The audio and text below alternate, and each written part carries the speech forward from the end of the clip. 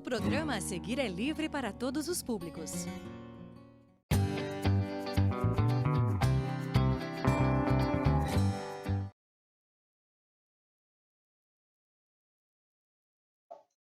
Olá, meus amores. Professora Ana novamente aqui. Lembrando mais uma vez, estão vendo esse QR Code aqui? Lembrando que vocês podem utilizá-lo e assistir todas as nossas aulas no YouTube. Façam uso, é muito importante, ok? E hoje nós vamos resolver probleminhas de adição e subtração. Nós falamos bastante já sobre isso, né? Como resolver problema, como fica mais fácil para eles. E aí eu fui passando.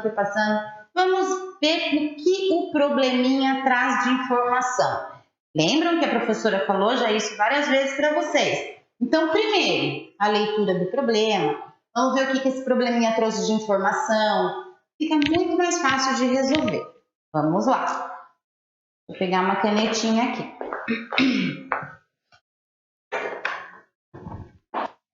Resolvendo problemas de adição e subtração. 1. Carlos, Maria e Sônia fazem coleção de chaveiros. Então, aqui nós temos uma informação. Nós temos 3 pessoas, já temos uma informação. O que essas 3 pessoas fazem? O que o problema está passando dessas 3 pessoas? Que eles fazem coleção de chaveiros. Ok, nós temos 2 informações aqui. Por que é importante? Para a gente poder resolver a pergunta do problema. O Carlos, ele tinha 220 chaveiros. Olha lá, uma informação importante. 220 chaveiros. Desses 220 chaveiros, deu 20 para sua amiga Sônia. Mais uma informação. Aqui, ó. Deu 20 para a Sônia. Aí, nós vimos 2 informações. Carlos tinha 220, deu 20 chaveiros para a amiga Sônia. Aí, vem a nossa pergunta. Quantos chaveiros Carlos tem agora? Muito bem. Seguindo a nossa orientação de informação do probleminha, nós sabemos que Carlos, ele tinha 220 chaveiros. Se ele deu 20 para a amiga Sônia, nós temos que tirar da coleção dele. Então, nós temos que fazer o quê? Uma subtração. Então, nós podemos ou montar a operação, ou nós podemos fazer um sistema de decomposição. Aí vocês já sabem, eu já passei isso para vocês, tá? Então, aí vocês escolhem. Vamos montar a nossa operação, tá? Então, eu vou aqui, ó, dos 220, eu vou tirar os 20 que ele deu para a amiga Sônia. Vamos lá, começando pela unidade. 0 menos 0, 0. 2 menos 2, 0. E 2 menos nada, continua o 2. Muito bem. Vejam aqui a pergunta. Quantos chaveiros Carlos tem agora? Com quantos chaveiros o Carlos ficou? 200 chaveiros. Ficou com bastante ainda, né? 200 chaveiros. B. A Maria, que é a outra pessoa, ela tinha 240 chaveiros. Uma informação importante, vamos grifar. Então, vamos lá. B. Deu alguns a Carlos e ficou com 210. Nossa, mas aí não tá falando quantos que ela deu para o amigo Carlos, né? Não, mas é a informação. Deu alguns a Carlos. É mais uma informação. Então, eu já sei que vai ter que tirar alguns da coleção dela. Mas aqui tem uma informação importante, porque já está passando para nós com quantos chaveiros a Maria ficou. Ó, ela ficou com 210. Ou seja, eu sei que a Maria tinha 200 chaveiros. Eu não sei quantos que ela deu para o Carlos. Eu não sei, ela deu alguns. Mas eu sei que ela ficou com 210. Se ela deu, seria uma subtração aqui, né? Porque ela tirou da coleção dela. Mas e agora? Eu não sei quantos que ela deu para o Carlos. Então, o que nós vamos fazer para descobrir isso daí? Ela ficou com 210 e ela tinha 240. Nós vamos pegar o que ela tinha, muito bem. Vamos tirar quantos chaveiros ela ficou. E aqui nós vamos descobrir quantos chaveiros ela deu para o amigo Carlos. Então, começando com a nossa unidade. 0 menos 0, 0. 4 tira 1, 3. E 2 tira 2, 0. Então, ela deu ao amigo 30 chaveiros. Professora, eu podia descobrir aqui? Podia. Mentalmente, vocês podiam ter pensado também da seguinte forma. O que menos o que vai dar 0 aqui? Ué, menos 0, 0 menos 0 dá 0? Ótimo. Se eu tinha 4 e sobrou 1 na minha operação, eu tenho que tirar quantos? 3. Então, eu vou tirar aqui, ó. 4 menos 3, 1. E o 2 continuou. 2 menos o que dá 2? Menos nada. Então, eu também descubro que a Maria deu 30 chaveiros para o amigo Carlos. E dessa forma, que é a operação, pegando o total de chaveiros que tinha, pegando o que ela ficou, eu também consigo o resultado de quantos chaveiros ela deu. Ok? Muito bem. Agora o 2.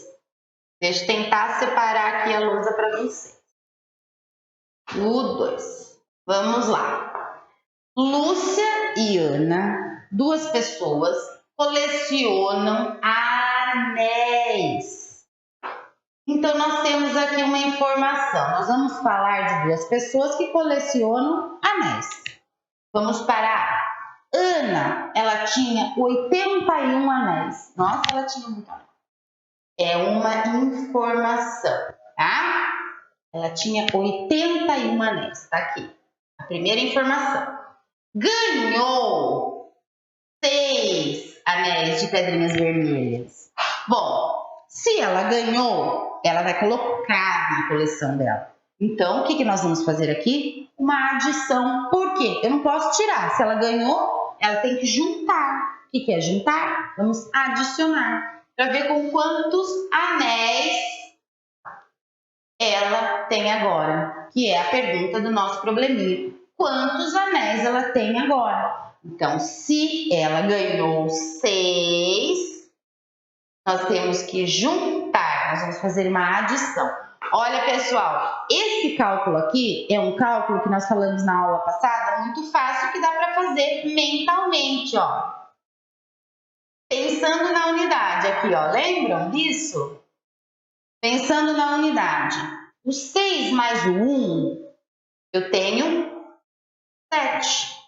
O 8 mais o nada, né? Porque não tem dezena aqui, continua com 8. Então, mentalmente, essa conta dá pra gente fazer. Facinho. 87. Vamos conferir aqui. 6 mais 1, 7. 8 mais nada, 8. Então, respondendo a pergunta do nosso probleminha. Quantos anéis ela tem agora?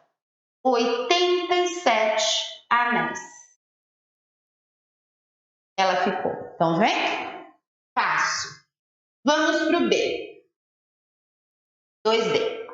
A Lúcia, amiguinha da Ana, ela tinha alguns anéis. E olha lá, mas eu não sei quantos.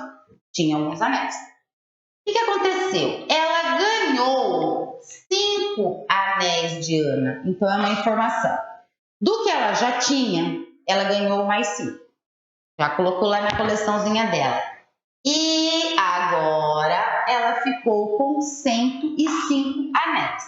Então, pensando, pessoal, que esse daqui é o total de anéis que a Lúcia ficou. Ela tinha já alguns, que a gente não sabe quanto que é. Ganhou mais 5. E agora tem 105. Vamos à pergunta. Quantos anéis a Lúcia tinha inicialmente? que é isso aqui, ó. Lúcia tinha alguns anéis. Quantos anéis ela tinha inicialmente? Muito bem. Se ela ficou com 105 anéis, é o total dela, ela tinha aqui, ó, ganho 5 da Ana. Pessoal, se ela ganhou 5 e ficou com 105, quanto que ela tinha? Ó, dá para fazer mentalmente, ó. Se ela ganhou 5 e ficou com 105, se eu tirar esse 5 aqui, ó, vamos supor que ela já não ganhou nada. Ah, ela não ganhou nada, ela não ganhou 5 nenhum. Gente, tirando 5, muito fácil, ela já tinha 100 anéis. Entenderam? Esse é um cálculo que dá para fazer mentalmente. Então, esse total aqui que ela ficou de 105, o que nós vamos fazer? Simples assim. 100 que ela já tinha, porque a gente já descobriu, mais 5 que ela ganhou. Dá para fazer mentalmente. Ela ficou com, inicialmente, agora 105 anéis. Então, olhem aqui. Lúcia tinha alguns anéis, ganhou 5 de Ana e agora tem 105, tá? Aqui o total. Aí a nossa pergunta, quantos anéis a Lúcia tinha? Ela tinha 100 anéis. Simples assim. Pensando que ela ficou com 105 e ela ganhou 5, total 105, é só pensar, né? Tirou 5, já sobra 100. Entenderam? Muito simples esses probleminhas também. Então, retomando um pouquinho, o que nós devemos fazer quando a gente se depara com probleminhas? Ah, professora, é de mais ou de menos? Calma, muito fácil porque você vai descobrir. Eu vou ler o meu probleminha, vou grifar ali no meu probleminha todas as informações que ele está me dando e vou observar por último a minha pergunta. Volto no início, observo todas as informações que eu grifei e vou montando as minhas operações. Assim, eu vou conseguir chegar na pergunta facinho, com a resposta correta. Ok? Muito bem, pessoal. Eu espero que vocês tenham gostado. Na próxima, eu volto a falar com vocês. Um beijo enorme.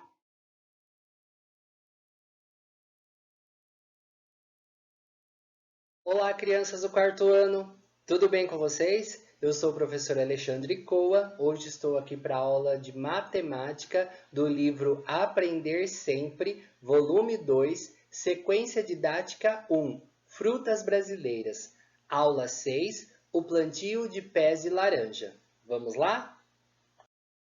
Vamos abrir o livro Aprender Sempre, volume 2, quarto ano, ensino fundamental. A parte de matemática, nós vamos dar continuidade nas aulas da sequência didática 1, Frutas Brasileiras. E hoje é a nossa aula 6, o plantio de pés de laranja.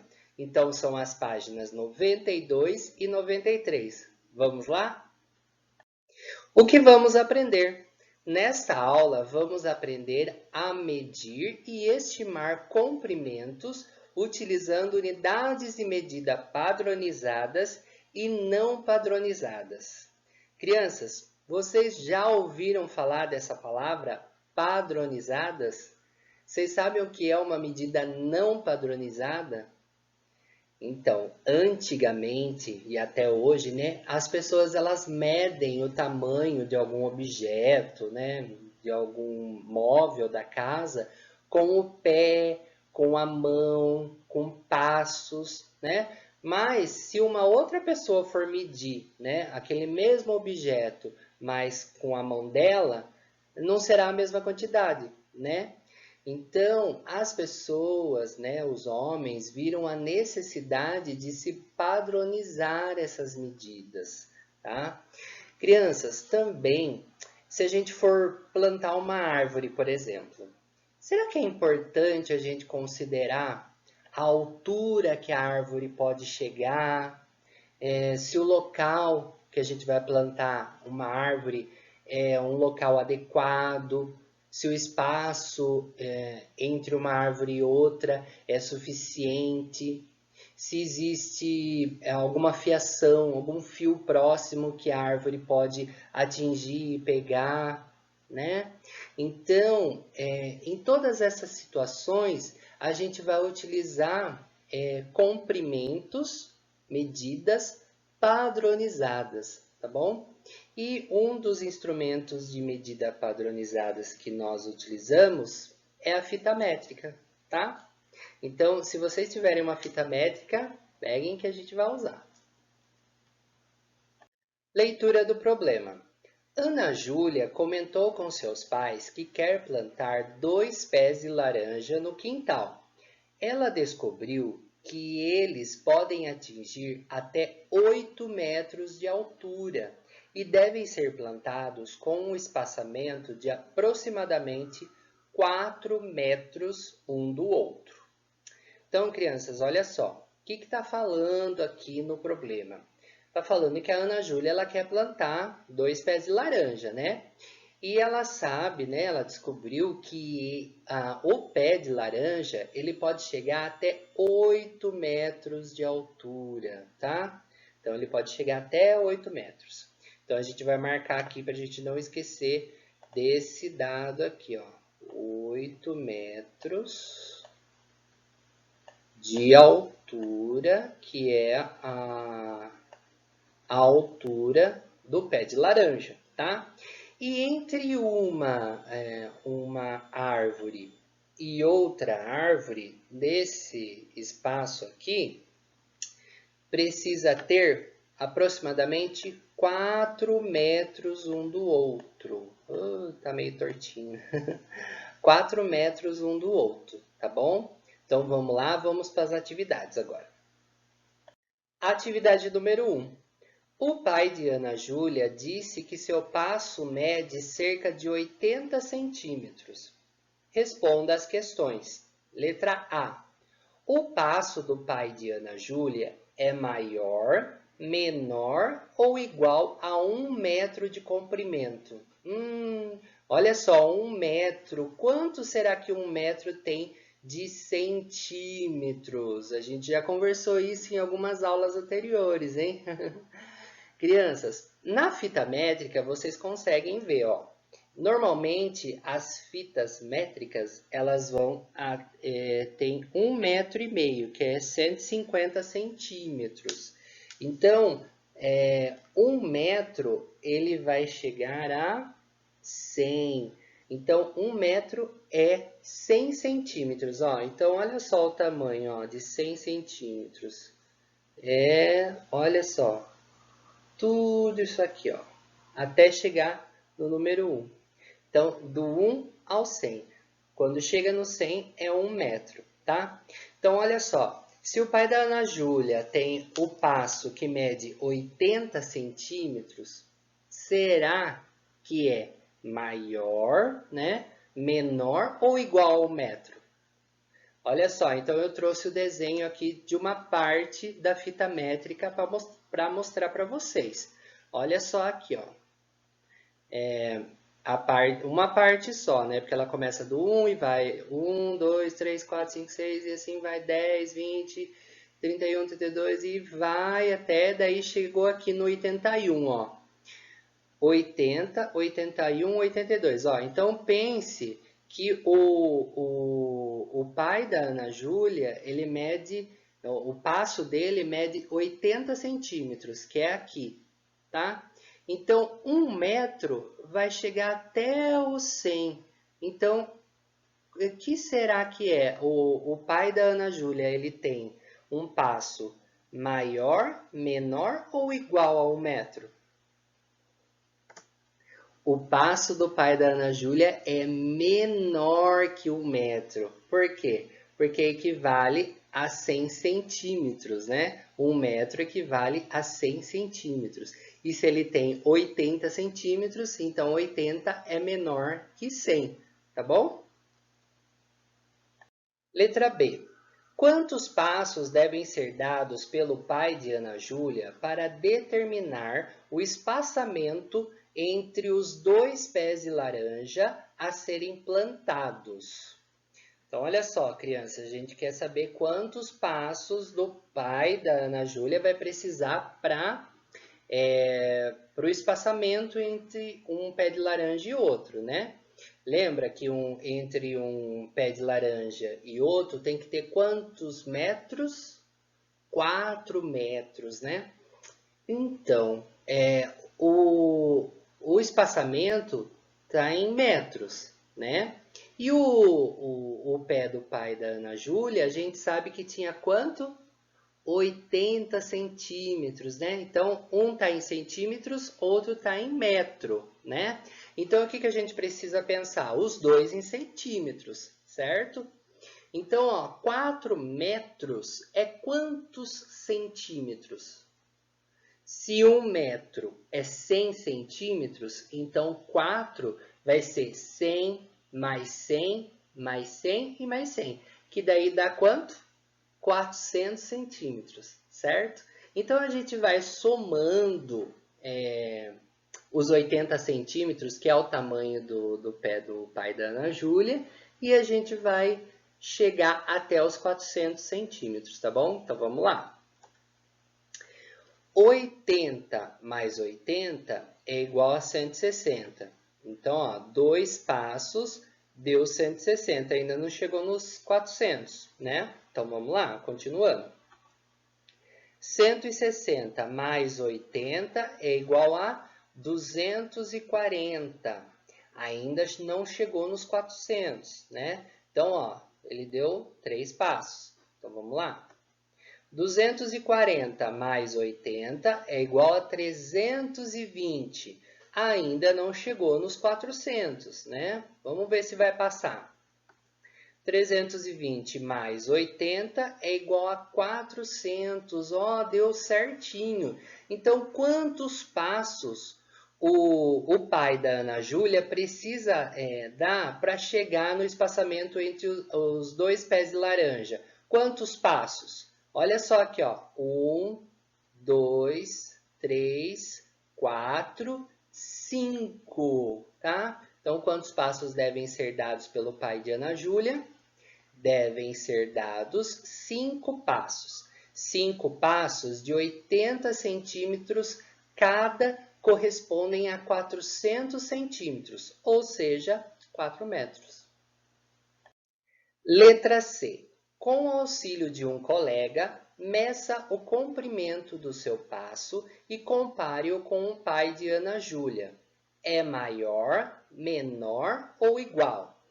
Então, crianças, olha só, nesta atividade vocês vão pegar a fita métrica, precisa da fita métrica, vocês vão colocar ela no chão, esticada, tá? E vocês vão começar no número 1, né? Colocar o pé bem pertinho do número 1 aqui, no número 1, tá? E aí coloca o pé e abre a perna para dar um passo e ver até onde que vai chegar o passo de vocês. E aí vocês vão anotar nessa linha aqui, ó. Por exemplo, se vocês deram um passo e deu, sei lá, 60 centímetros, vocês vão anotar aqui 60, tá? Centímetros, a gente coloca o C e o M minúsculo, tá bom? Então, vocês vão medir, daí vocês vê quanto que dá o passo de vocês, tá? E aí coloca aqui, 60 centímetros, por exemplo. E aí vocês vão escrever se é maior, menor ou igual. Se for 60 centímetros, vai ser menor do que o passo do pai da Ana Júlia, né? Então, vocês vão escrever aqui que é menor, tá? Se for maior, vocês escrevem maior, tá? Mas eu tenho certeza que acho que vai ser menor, né? Porque o passo de um adulto é maior, né? Tá bom? Então, usem a fita métrica e meçam e anotem aqui. Aqui fala que é com auxílio de um colega, né? Mas, como vocês estão em casa, daí o pai, a mãe, alguém auxilia vocês para fazer essa atividade, certo? Atividade número 2. Uma laranjeira pode atingir até 8 metros de altura. Responda as questões. Letra A. Com uma fita métrica, meça a altura da porta da sala de aula e registre o resultado no quadro. Crianças, como a gente não está na sala de aula, então vocês vão escolher uma porta da casa de vocês, né, para medir a altura, tá? Então, vocês pegam a fita métrica, coloca o número 1 embaixo da porta e pede para o papai ou mamãe ajudar e ergue a fita métrica até lá em cima da porta, tá? E daí vocês vão ver quanto vai dar a altura da porta, tá? Se a fita métrica não der, por exemplo, a minha vai até 150, que é 1,5 metro, tá? Então, a gente marca assim com o dedinho, né? E volta lá, puxa a fita até chegar no 1 de novo, tá? E continua até chegar no final da porta. E aí vocês somam 150 mais quanto que deu, tá? Porque a minha fita métrica vai até 150. Não sei quanto que vai até a de vocês, tá bom? Então, daí vocês medem a altura da porta, de alguma porta da casa de vocês, e anota o número aqui nesse quadro, tá bom? Então, vai lá!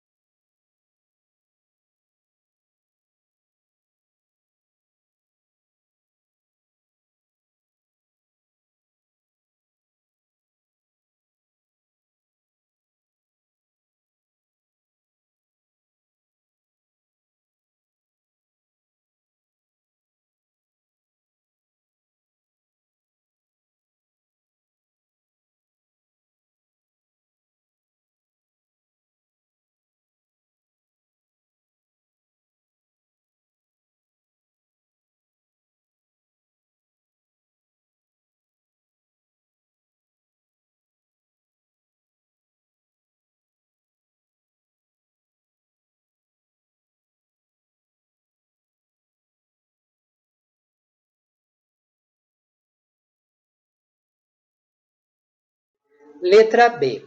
Compare a altura que pode ser atingida por uma laranjeira à altura da porta da sala de aula e assinale a alternativa correta. Então, crianças, olha só, para a gente responder essa questão aqui, a gente vai ler as alternativas, né? Mas antes de ler, vamos lembrar, ó, a altura que pode ser atingida uma laranjeira era de quanto? De 8 metros, né? E a altura da porta, que não é da sala de aula, que vocês mediram da casa de vocês, é de um pouco mais de 2 metros, né? 2 metros, 2 metros e 10 e assim por diante, né? Então, olha só. Vamos ver a primeira alternativa, ó. A altura da laranjeira é maior que 2 vezes e menor que 3 vezes a altura da porta. Será que é essa, ó? Maior que 2 vezes. A altura da laranjeira pode ser maior que 2 vezes, mas ela é menor que 3 vezes a altura da porta? Por quê? Ela não é, porque se a gente pensar, ó, na altura da porta em 3 vezes, vai fazer 2 mais 2 mais 2, vai dar 6, 6 e pouco, né? Vai passar um pouco de 6 metros. A laranjeira vai ser menor que 6? Então, não, né? Então, essa daqui não pode ser. Aí, a outra alternativa. A altura da laranjeira é maior que 3 vezes. Sim, ela é maior que 3 vezes a altura da laranjeira. E menor que 4 vezes a altura da porta. Olha só. Se a porta tiver um pouquinho mais de 2 metros, né? Ela vai ser 2 mais 2 mais 2 mais 2, 4 vezes. Então, vai ser 2, 4. 6, 8. Então, ela vai ter 8 metros e 30, 8 metros e 40, mais ou menos. Então, ela vai passar de 8 metros, que é a altura da laranjeira. Então, a laranjeira vai ser menor que 4 vezes a altura da porta. Então, essa é a alternativa correta, tá bom? E a última, a altura da laranjeira é maior que 4 vezes a altura da porta. Não, não é maior, é menor, como a gente viu, tá bom? Estamos encerrando a nossa aula e o que aprendemos hoje? A estimar, medir e comparar comprimentos utilizando unidades de medida não padronizadas e padronizadas mais usuais, metro e centímetro, e utilizar instrumentos de medida. Então é isso, crianças. Até logo e tchau!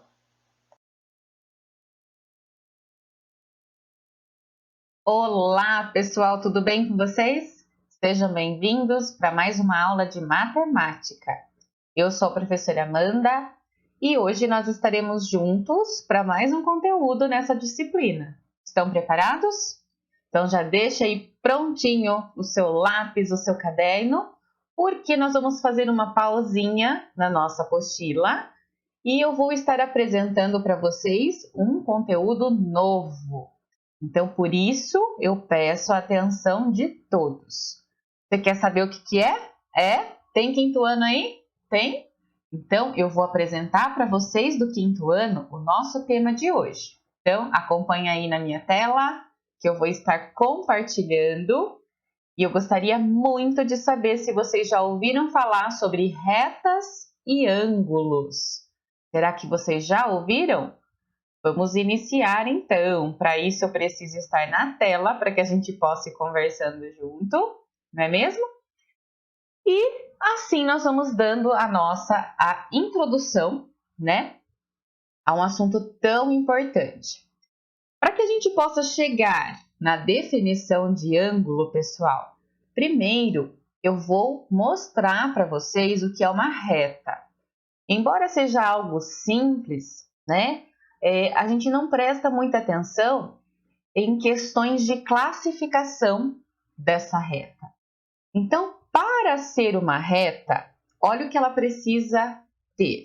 Inclusive, já tem até uma reta aí na telinha de vocês, tá bom? Então, eu vou aos pouquinhos colocando as classificações.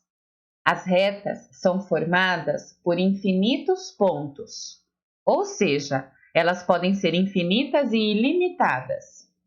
Dessa forma, devem possuir setas para os dois lados, indicando que possuem comprimento infinito.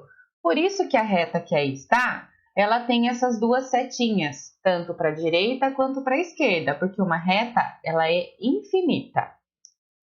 Para indicar as retas, utilizamos letras minúsculas.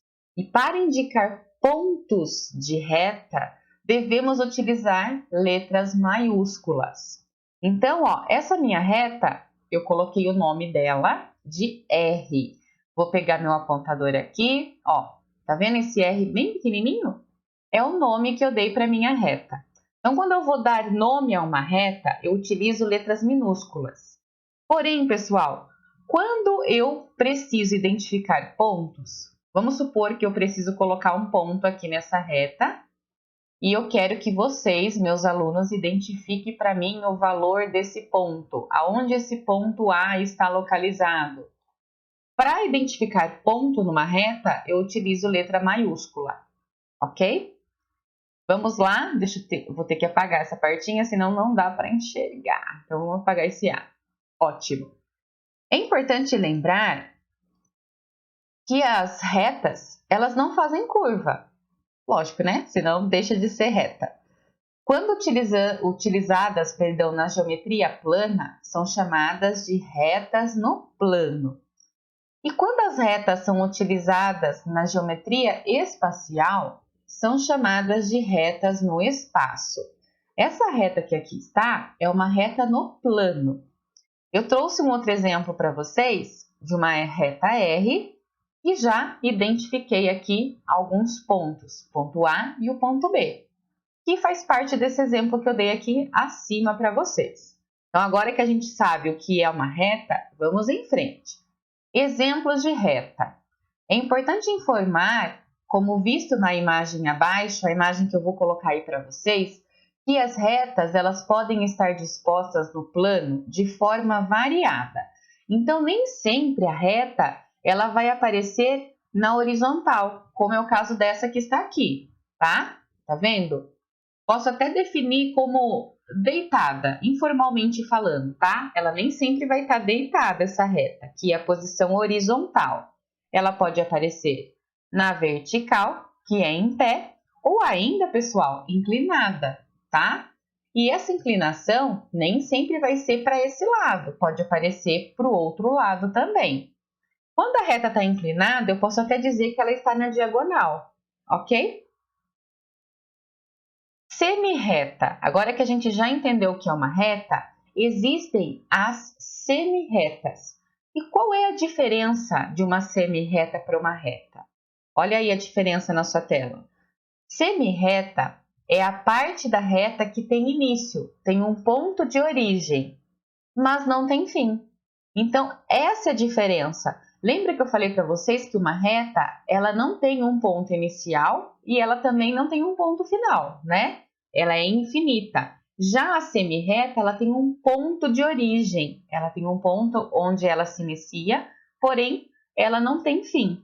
Olha aí um exemplo. Ela se inicia aqui no ponto P e segue, tá?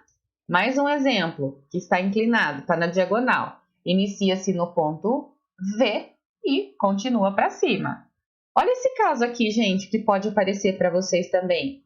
Aqui eu tenho 2 segmentos de semirreta, tá? Os dois, eles se cruzam, eles se encontram aqui no ponto V, que é o vértice, tá? Esse pontinho, essa pontinha aqui, ó. Estão vendo? E aqui eu tenho uma semirreta e aqui eu tenho outra semirreta. Eu tenho agora aqui 2 pontos nessas semirretas. Um ponto está em uma e outro ponto está em outra. Então, eu quero saber de vocês se há possibilidade de medir a distância do ponto A para o ponto B. E aí, pessoal, o que vocês acham? Vocês acham que é possível medir essa distância aqui, ó, de A para B? É possível. E é aí que entra a medida de ângulo, porque o ângulo ele indica a distância de 2 semirretas. Olha aqui, ó, até coloquei em rosa para vocês, tá? Isso é o ângulo. Tá dando para entender? Por que eu comecei falando de reta? Para que você possa entender da onde vem, né? Da onde surgiu esse nome de ângulo, tá? Vamos definir então o que é ângulo? O que são ângulos? É a região de encontro de 2 semirretas de mesma origem. Então, para eu saber a medida de ângulo, eu preciso entender, né, que ângulo é o espaço entre 2 semirretas. Nesse exemplo aqui, ó, pessoal, eu tenho uma semirreta A, que está em vermelho aqui, e a semirreta B. As duas, elas formam um ângulo. Elas se encontram aqui, ó, nesse ponto V, né? Se encontram aqui no ponto V, que é o vértice, tá? O ponto de encontro. E a distância dessa semirreta A para a semirreta B forma um ângulo. É possível medir essa distância. Olha aqui o outro exemplo. Eu tenho a semirreta C e a semirreta D. A distância entre essas duas semirretas, forma a medida de outro ângulo. Aqui é o ponto de encontro das semirretas. Olha aqui agora, semirreta E e a semirreta F. Elas têm um ponto de origem, ok? E cada uma está indo para um lado. Então, essa distância de uma semirreta para a outra também é a medida do ângulo. Vamos nos aprofundar mais nesse assunto? Vamos lá, então. Mas o que a gente precisa saber mesmo sobre ângulo? O ângulo, pessoal, ele tem uma unidade de medida. Então, toda vez que eu estou falando sobre ângulo, eu vou utilizar a unidade de medida que é o grau, tá? Geralmente, nós usamos o grau para medir temperatura, porém, para a medida de ângulo, a gente também usa o grau, que é essa bolinha aqui, ó, pequenininha, bem do ladinho do número. Estão vendo? Só para você entender ainda mais. Quando a gente fala de comprimento, por exemplo, que tipo de unidade de medida que a gente usa? O metro, o centímetro. Já para medir ângulo, nós usamos o grau, ok? O instrumento utilizado para medir ângulos é o transferidor. Você já viu essa régua em algum momento da sua vida? Acredito que sim.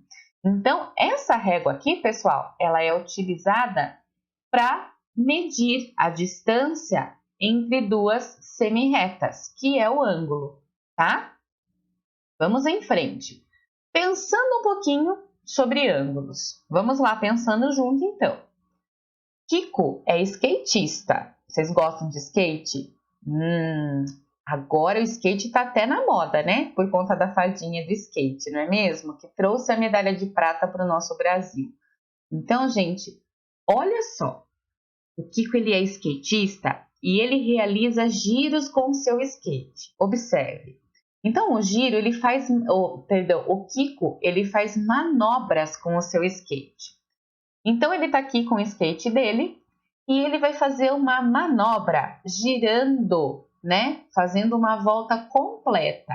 Então, vamos supor que o Kiko está saindo desse ponto aqui, ó, que eu estou marcando em vermelho, e ele vai fazer a volta completa com o skate dele, ó.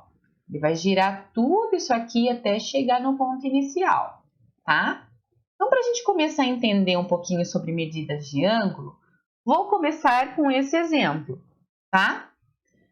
Quando eu consigo dar uma volta completa, eu posso dizer que eu fiz, né, um giro de 360 graus, ok? Então, toda essa manobra do Kiko fez um ângulo de 360 graus, que é a volta completa. Mas o Kiko não parou por aí, tá? Então, ele realizou uma outra manobra, só que dessa vez ele saiu desse ponto aqui que eu estou marcando em vermelho para vocês, e ele, ó, girou metade do círculo, metade da volta completa, tá?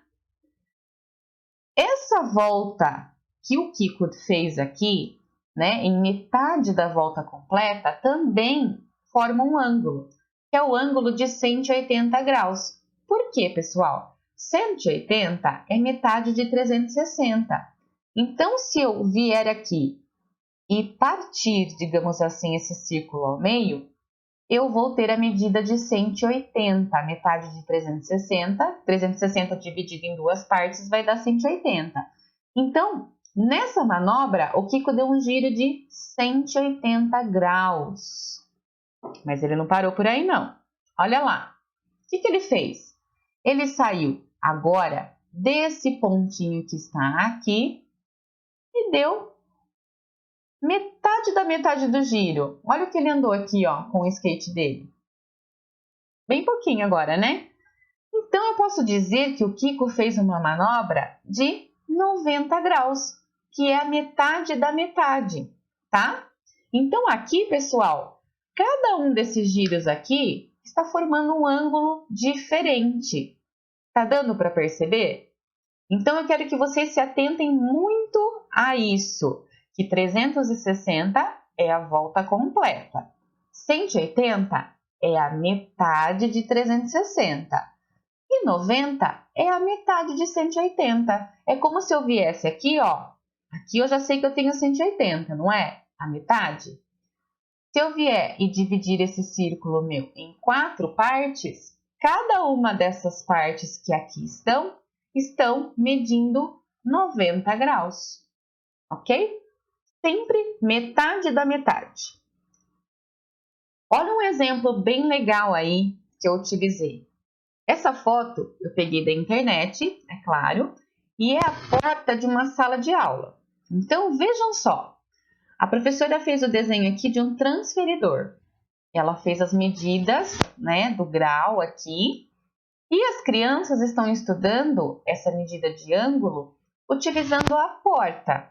Então, veja que a porta ela está meio aberta aqui, não está aberta totalmente, né? E ela está aqui num ângulo de quantos graus, pessoal? Fácil, né? Olha aqui, ó.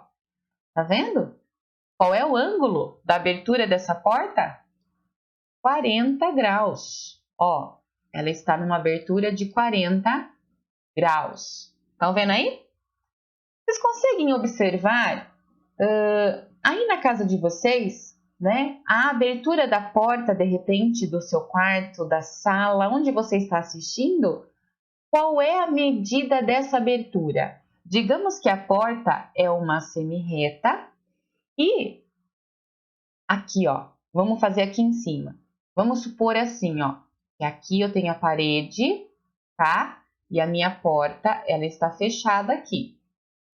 Se eu fizer uma abertura total da minha porta, dessa parede para cá, ó, a porta ela vai encostar na outra parede que aqui está. Concordam comigo?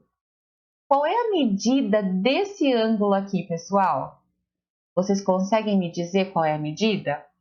Então, para formar esse ângulo aqui, ó, vamos usar o transferidor da professora. A porta estaria reta aqui, né? Ó, a minha linha torta. Ok? Aqui seria uma semi-reta e aqui seria a outra semi-reta.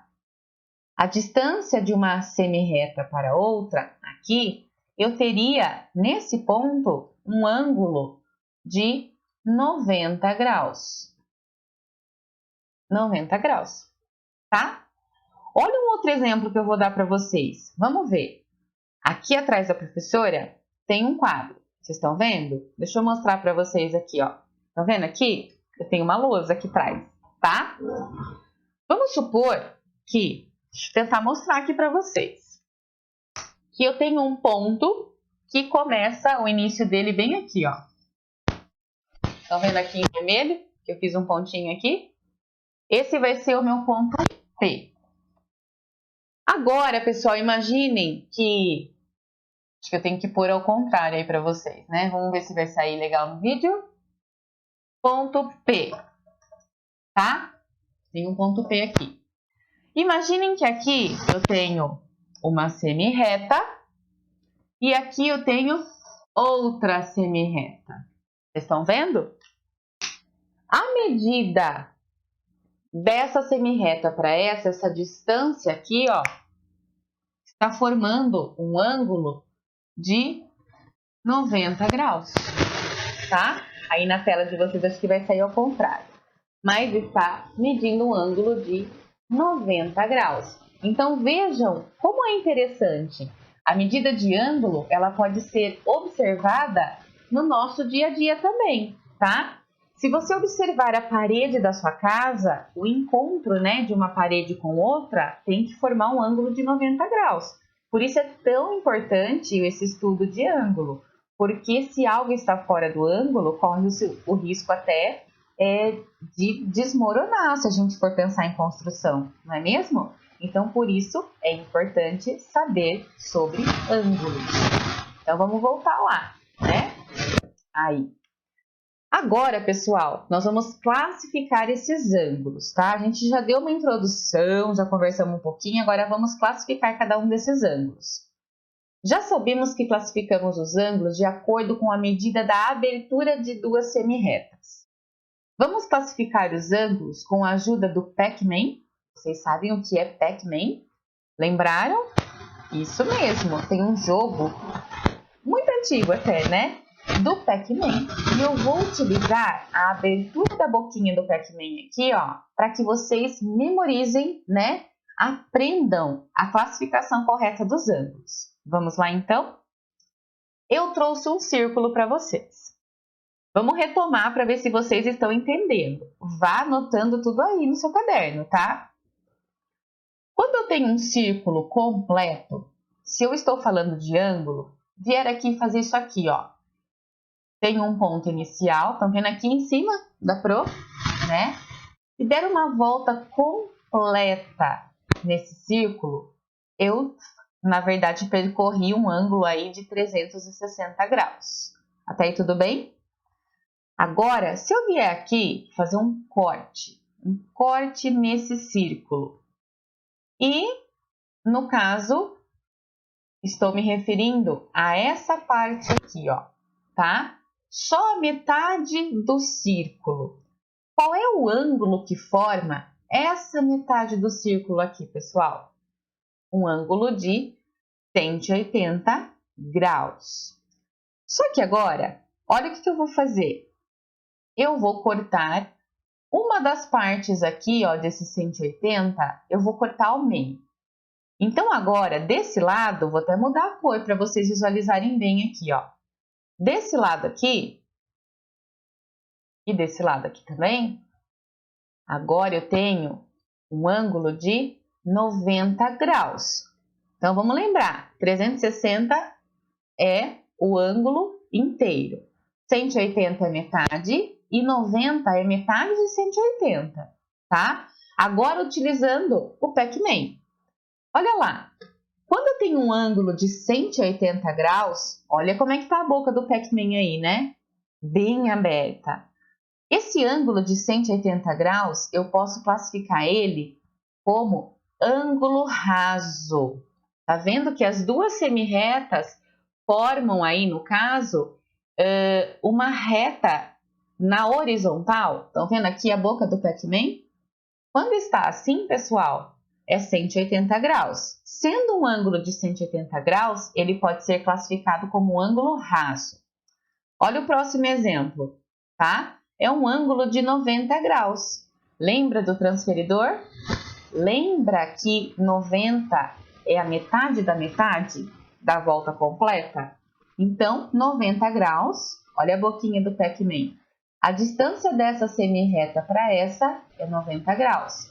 Quando ele está assim, pessoal, pode ser classificado como ângulo reto, tá? Então, 90 graus é a classificação do ângulo reto. Olha o próximo exemplo. Quando o ângulo for maior que 90 graus, vocês estão vendo que o 90 graus é isso aqui, ó, tá? Imagina isso daqui é 90 graus, é um ângulo reto.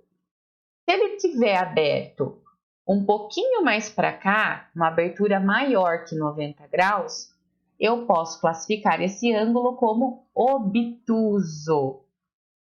E se for menor que 90 graus, pessoal? Se o ângulo for menor que 90 graus, estão vendo que o Pac-Man já está até cansado de comer, está com a boquinha mais fechada? Eu tenho aí, então, um ângulo agudo. Isso é muito importante você deixar anotado para você estudar, tá bom? Então, um ângulo onde as duas semirretas estão na horizontal, um ângulo de 180 graus, é chamado de ângulo raso. O ângulo reto, ele pode estar assim, pode estar assim, tá? Pode estar assim. Vocês estão vendo aqui que forma um ângulo reto? Pode estar assim também, tá, gente? Não é só nessa posição que está aqui aparecendo na tela, tá bom? Então, ele precisa ter a medida de 90 graus para ser um ângulo reto. Um ângulo maior que 90, obtuso, e menor que 90, agudo. E aí, pessoal? Anotaram tudo? Deixa tudo certinho aí. O que a gente aprendeu hoje? Conceito de retas e semirretas, ângulos, unidade e instrumento de medida de ângulos, classificação de ângulos. E olha a mensagem que eu deixo para vocês hoje. Tente olhar a vida por todos os ângulos. Quem sabe um deles não te surpreende. Espero que vocês tenham gostado, que tenham aprendido muito. Eu fico por aqui e até a nossa próxima aula. Tchau, tchau, pessoal!